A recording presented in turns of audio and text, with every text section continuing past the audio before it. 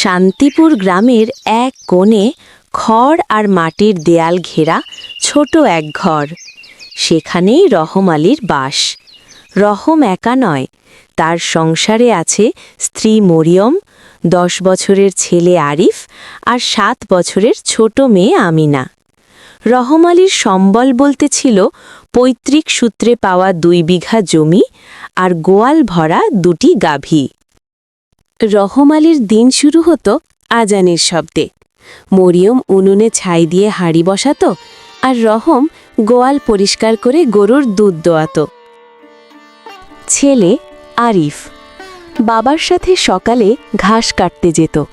তার স্বপ্ন ছিল বড় হয়ে সে ইঞ্জিনিয়ার হবে, যাতে পরিবারের কষ্ট দূর করতে পারে। মেয়ে আমিনা ছোট ছোট হাতে বাছুরদের আদর করত।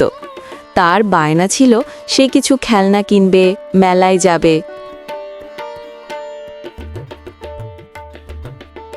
চাষের জমি থেকে বছরে যা ধান আসত তাতে পরিবারের 4-5 মাস চলত। বাকি সময়টা চলত গাভীর দুধ বিক্রি করে। প্রতিদিন সকালে রহম আলী 5-6 লিটার দুধ নিয়ে বাজারে যেত।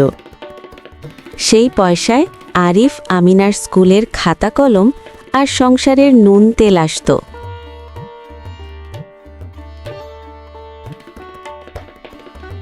সেদিন ছিল বৈশাখ মাসের এক গুমোট বিকেল। হঠাৎ আকাশ কালো করে মেঘ জমল।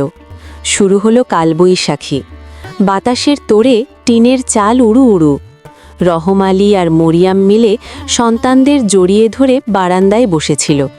গোয়ালে গরুগুলো আতঙ্কে ডাকছিল। রাত বাড়ার সাথে সাথে ঝড় থামল, কিন্তু শুরু হলো মুষলধারে বৃষ্টি। এই বৃষ্টি যেন থামছেই না। মাঝরাতে রহম হঠাৎ শুনল গরুর এক অদ্ভুত গোঙানি। হারিকেন হাতে নিয়ে দৌড়ে গিয়ে দেখল সাদা গরুর দেহটা ঠান্ডা হয়ে আসছে। সম্ভবত বড় কোনো বিষাক্ত সাপ ঝড়ো হাওয়ায় গোয়ালে আশ্রয় নিয়েছিল এবং সেটির কামড়েই কালি নিস্তেজ হয়ে পড়ে আছে।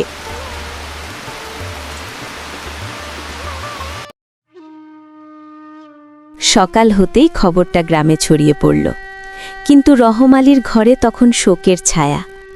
গাভীটার নিথর দেহের পাশে বসে আরিফ আর আমিনা কাঁদছে। মরিয়ম আঁচলে চোখ মুছছে।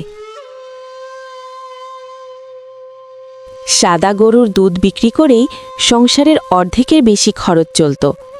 এখন শুধু অস্ট্রেলিয়ান গাভীটা আছে, কিন্তু তার একা দিয়ে সংসার চালানো অসম্ভব। মূলত একটা গরুর দুধ বিক্রি করে গরুর খরচ বহন করত, আর অন্যটির দুধ বিক্রির টাকায় সংসার চলত। মাসের শেষ দিকে দেখা গেল আমিনার খেলনার বায়না তো দূরে থাক, ঘরে দুবেলা ভাতের বদলে ফ্যান অর্থাৎ ভাতের মার খেতে হচ্ছে। আরিফের স্কুলের বেতন বাকি পড়ে গেল।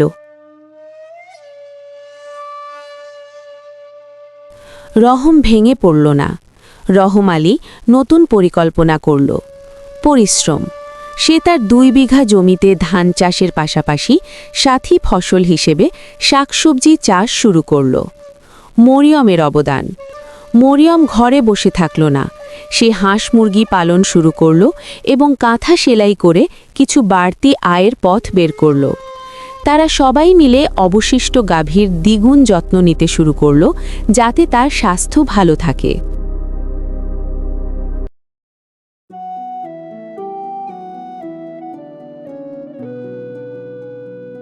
কয়েক মাস পর কঠোর পরিশ্রমের ফল মিলল।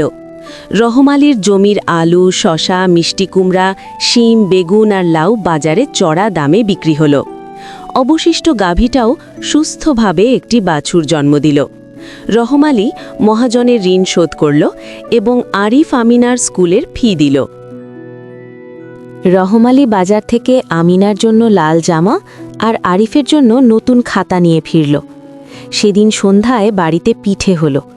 রহম আলী বুঝল, জীবন থেকে একটা কিছু হারিয়ে গেলে সব শেষ হয়ে যায় না, বরং পরিবার পাশে থাকলে শূন্য থেকে আবারও শুরু করা যায়।